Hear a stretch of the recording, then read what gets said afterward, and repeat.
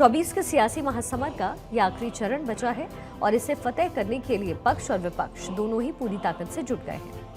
1 जून को होने वाले आखिरी चरण में 8 राज्यों की कुल 57 सीटों पर चुनाव है। इसमें बिहार, चंडीगढ़, पंजाब, हिमाचल प्रदेश, झारखंड, ओडिशा, उत्तर प्रदेश और पश्चिम बंगाल शामिल है।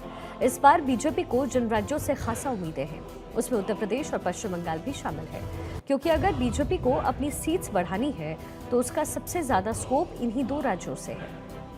आखिरी चरण में उत्तर प्रदेश की 13 तो पश्चिम बंगाल की 9 सीटों पर वोटिंग होनी है और इसलिए खुद प्रधानमंत्री नरेंद्र मोदी ने आज बिहार और पश्चिम बंगाल में जनसभाएं की।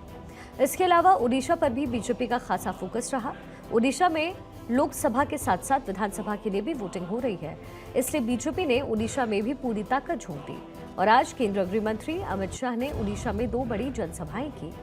इन रैलियों की झलकियां तो हम आपको दिखाएंगे ही। नजर विपक्ष के कैंपेन पर रहेगी, क्योंकि डिंपल और प्रियंका की जोड़ी के बाद अब राहुल और अखिलेश की जोड़ी वाराणसी में है। ऐसे में वाराणसी का क्या मूड है आपको ये भी बताएंगे, लेकिन शुरुआत करते हैं प्रधानमंत्री मोदी की रैलियों से। पीएम मोदी ने आज 3 रैलियां की है। पहली झारखंड के दुमका में और फिर पश्चिम बंगाल के बारासात और जाधवपुर में। दुमका में उन्होंने लव जिहाद का मुद्दा उठाया, कहा कि लव जिहाद सबसे पहले झारखंड में ही आया और यही नहीं, उन्होंने झारखंड में भ्रष्टाचार और नोटों की बरामदगी को लेकर के भी विपक्ष पर जमकर निशाना साधा। जेएमएम और कांग्रेस झारखंड को हर तरह से लूट रहे हैं। आप देखिए, यहां इतने खूबसूरत पहाड़ हैं, लेकिन झारखंड की चर्चा ये खूबसूरत पहाड़ों से नहीं हो रही है।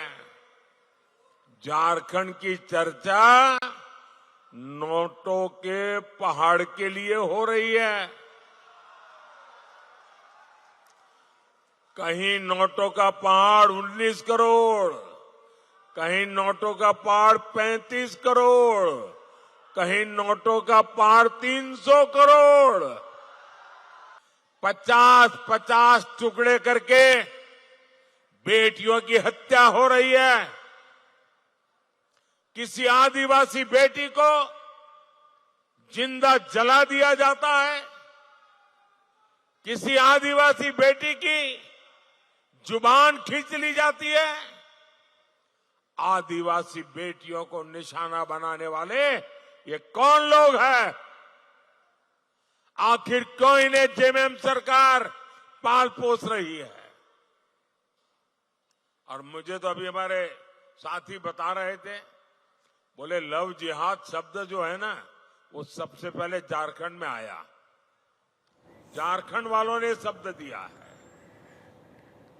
इसके बाद प्रधानमंत्री मोदी ने पश्चिम बंगाल में चुनाव प्रचार किया। उन्होंने उत्तर 24 परगना के बारासात में एक रैली को संबोधित करते हुए कहा कि टीएमसी के नेताओं के पास जो नोटों के बाहर निकले हैं, 1-1 रुपए का हिसाब होगा।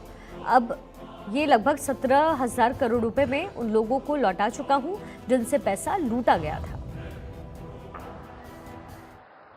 देश में संविधान संविधान संविधान, तानाशाही तानाशाही तानाशाही, ये रात दिन चिल्लाने वालों की जमात, ये जो जमात है ना, वो पश्चिम बंगाल में क्या हो रहा है जरा यहां आकर देखो, आपकी बोलती बंद हो जाएगी।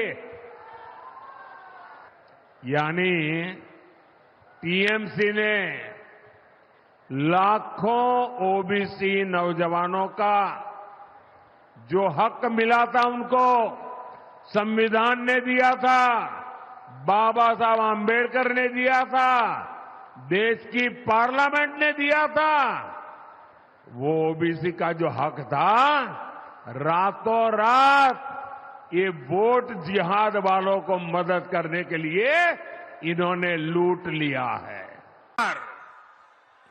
4 जून को नया इतिहास रचा जाएगा और वो इतिहास क्या होगा? फिर एक बार